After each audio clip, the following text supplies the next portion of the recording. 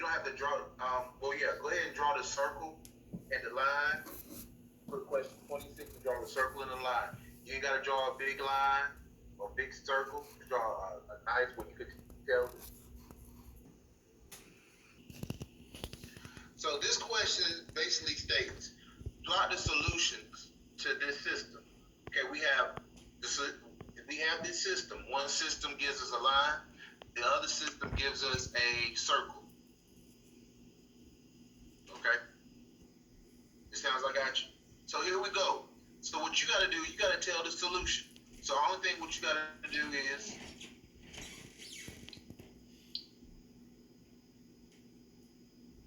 circle where they intersect at. And then when you see where they intersect at, just tell me the ordered pair at the intersection. Okay, and that's it.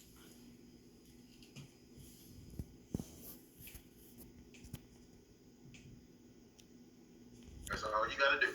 No, this point down here is 0, -1. And I want to say this is roundabout, it's not an exact point, but where they intersect will be your solution.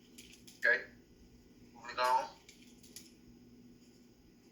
Now, right here, what I need you to do, I want you to write down this function and this function. And write this down as well. Go ahead and write it down.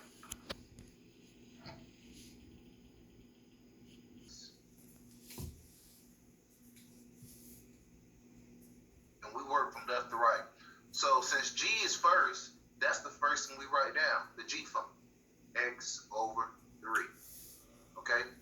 Then we substitute in the F function in the place of X.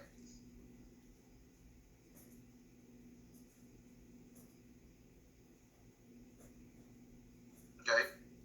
Now, we just simplify because all three numbers are divisible by 3. 6 divided by 3 is 2. X. 9 divided by 3 is 3.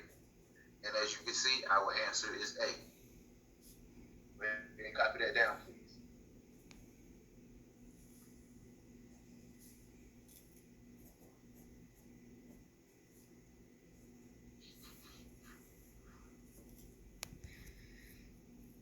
With this problem, it says the graph shown most accurately represents which of the following functions.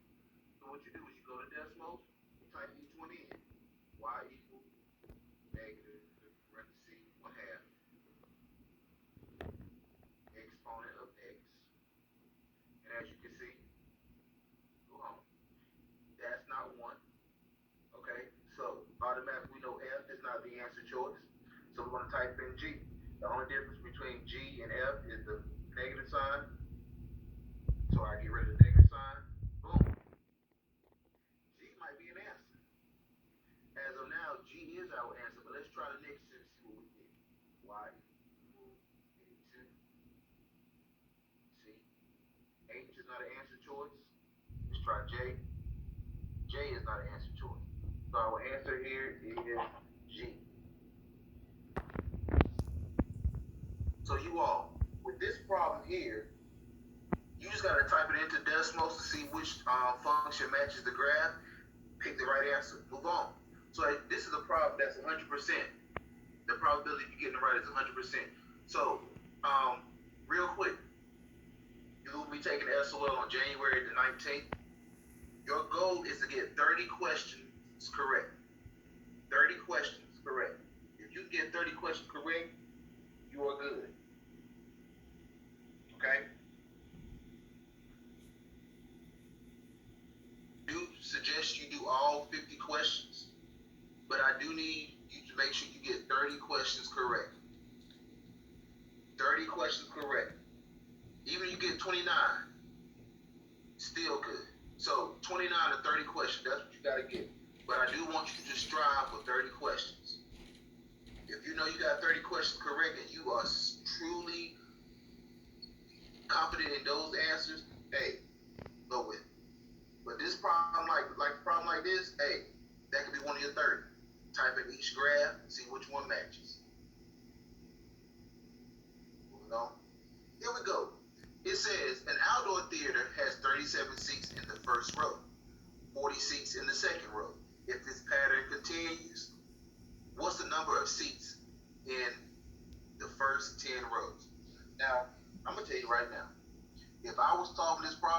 I will do it just like this. It said 10 rows. 1, 2, 3. Oh, let me start it over. 1, 2, 3, 4, 5, 6, 7, 8, 9, and 10. Hey, it'll work. The first row had 37. The second row had 40. Now, between 37 and 40, what happened? 3 seats were added. 3 seats were added. So our pattern is we're going to add 3. So 40 plus 3 plus 3 plus 3 plus 3 plus 3 plus 3. Plus 3. And then you take your calculator, you add it all together.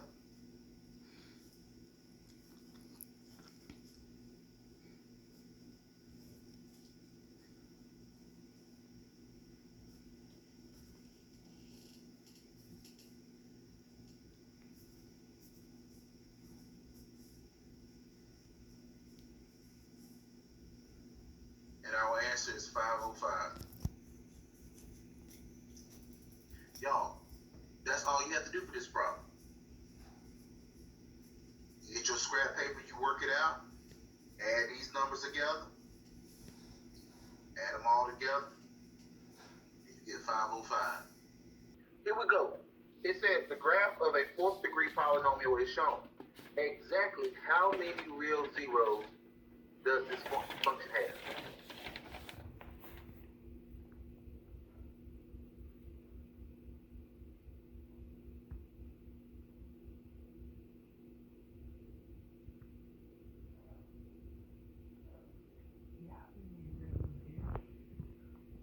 How many zeros do we got?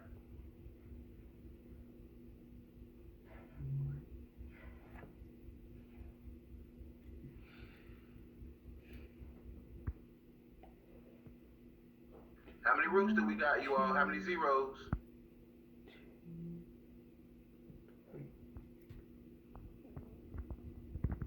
1.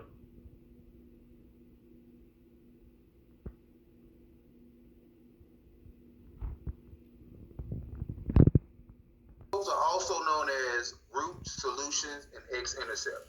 So how many zeros do we have here? 4. 4. Oh, sorry. 4. Go ahead and copy that down. What I wrote down for zeros, copy that down, you all. You're going to need to know that. So when they ask for how many zeros, look at your x-intercepts. When they ask for the roots, look at your x-intercept. When they ask for the solutions, look at your x-intercept. That's where the line crosses the x-axis. You know that by heart, hey, you're good to go.